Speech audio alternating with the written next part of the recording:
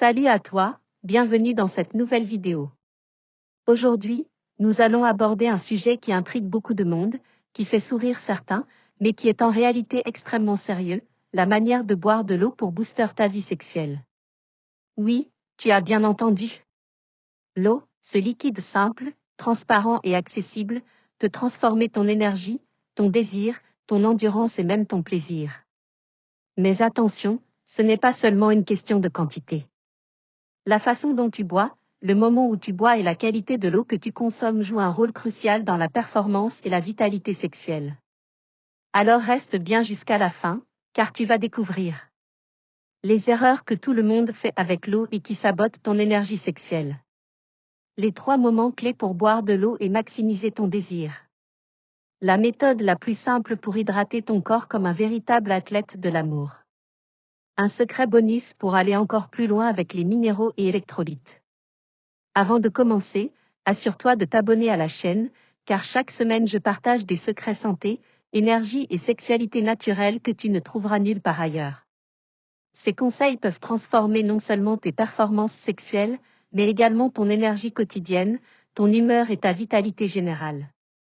Partie 1. Pourquoi l'eau est la base de ta vie sexuelle? Commençons par un point fondamental, ton corps est composé à plus de 60% d'eau. Mais ce que beaucoup ignorent, c'est que l'hydratation influence directement ton désir, ton énergie vitale et ton plaisir.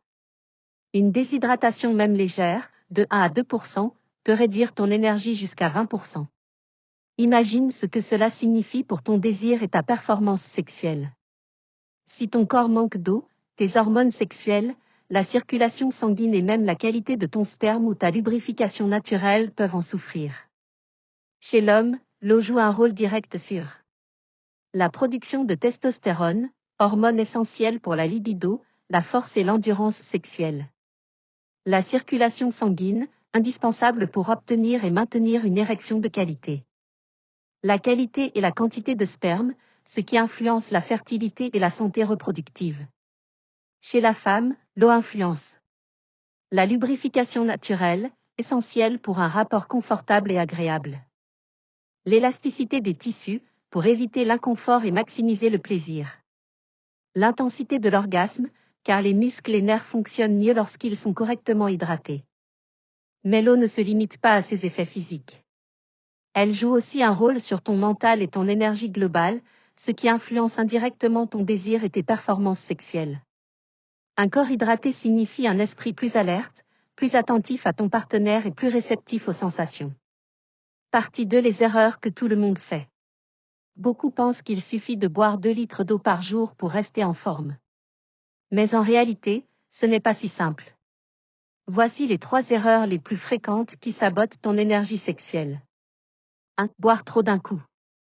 Certaines personnes croient que boire 1 litre d'eau en quelques minutes suffit pour se réhydrater. Mais ton corps ne peut pas tout absorber rapidement. Résultat, tu surcharges tes reins, tu urines plus que tu n'assimiles et tu perds l'énergie que tu aurais pu gagner. 2. Boire de l'eau glacée en permanence. L'eau très froide ralentit la digestion et perturbe la circulation sanguine. Même si elle semble rafraîchissante, ton corps dépense de l'énergie pour réchauffer l'eau, ce qui réduit momentanément ton énergie et peut nuire à ton endurance sexuelle. 3. Boire uniquement quand tu as soif. La soif est un signal que ton corps est déjà en déshydratation. Attendre ce signal, c'est comme attendre que ton moteur surchauffe avant de mettre de l'huile. L'hydratation proactive est indispensable pour maintenir ton énergie, ton désir et ta performance. Exemple concret, imagine un athlète avant une course. S'il attend d'avoir soif pour boire, il arrive en retard pour son hydratation et ses performances diminuent. De la même manière, si tu attends d'avoir soif avant un rapport sexuel, tu ne seras pas à ton maximum. Partie 3. La bonne façon de boire de l'eau. Alors, comment faire pour maximiser ton énergie sexuelle grâce à l'eau? Voici une méthode simple en 3 étapes. Étape 1. L'eau du matin. Dès que tu te réveilles, ton corps est déjà déshydraté après plusieurs heures sans boire. Boire un grand verre d'eau tiède, à petites gorgées, réveille ton système digestif et stimule la circulation sanguine. Cela active également les hormones sexuelles, ce qui peut booster ton énergie et ton humeur dès le matin. Astuce, tu Tu peux ajouter une fine tranche de citron pour stimuler la digestion et l'équilibre acido-basique, ce qui prépare ton corps pour la journée et pour la performance sexuelle. Étape 2, l'eau avant les repas. 20 minutes avant de manger, bois un demi-verre à un verre d'eau. Cela facilite la digestion et permet une meilleure assimilation des nutriments. Une digestion efficace est directement liée à la production hormonale, donc boire avant les repas contribue à maintenir ton énergie sexuelle et ton désir. Anecdote, certains nutritionnistes observent que leurs patients qui boivent avant les repas ont non seulement moins de ballonnement, mais aussi plus de vitalité et de libido. Étape 3, l'eau autour de l'activité sexuelle. Juste avant un rapport, prends 2 à 3 petites gorgées d'eau. Cela favorise la lubrification, améliore la circulation sanguine et augmente l'endurance. Mais attention, ne bois pas trop, sinon tu risques un inconfort ou des interruptions indésirables. Résumé pratique, bois régulièrement, à petites gorgées, tout au long de la journée. Privilégie l'eau à température ambiante ou légèrement tiède pour optimiser les bénéfices. Partie 4. Le secret bonus, minéraux et électrolytes. Boire de l'eau pure, c'est bien, mais tu peux passer au niveau supérieur en ajoutant une pincée de sel de mer naturel ou de sel rose une fois par jour.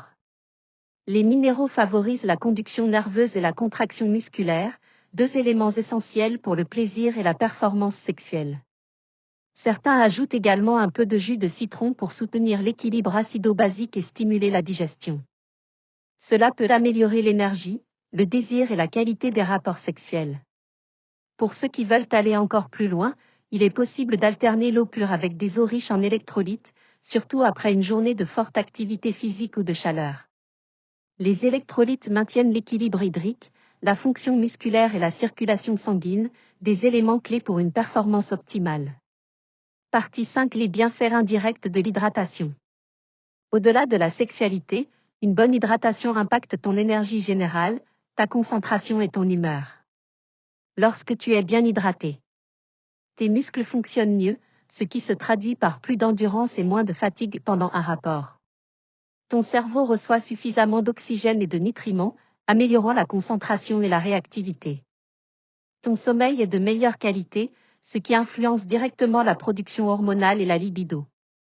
Une hydratation optimale est donc un cercle vertueux, plus tu bois correctement, plus ton corps fonctionne efficacement, et plus tes performances sexuelles et ton énergie globale augmentent. Conclusion. Boire de l'eau ne se limite pas à étancher ta soif. C'est un outil puissant pour booster ton énergie, ton désir et tes performances sexuelles. En évitant les erreurs classiques, en respectant les moments clés de consommation et en ajoutant éventuellement des minéraux, tu peux transformer ton corps en véritable moteur de plaisir et d'endurance.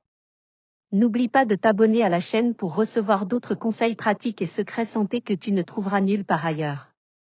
Mets ces astuces en pratique dès aujourd'hui et observe la différence sur ton énergie, ton désir et tes performances. Salut à tous et bienvenue sur la chaîne. Aujourd'hui nous allons parler d'un sujet qui suscite beaucoup de questions et de débats. Être circoncis ou non, quelle est la meilleure option pour vous, que vous soyez curieux futurs parents ou simplement à la recherche d'informations fiables? Cette vidéo est faite pour vous. Nous allons aborder chaque point en détail, expliquer les avantages et les inconvénients de chaque choix et vous donner des conseils pratiques pour faire un choix éclairé avant de commencez. Pensez à vous abonner à la chaîne et à activer la cloche pour ne manquer aucune vidéo consacrée à la santé, au bien-être et aux conseils pratiques pour votre corps. C'est parti.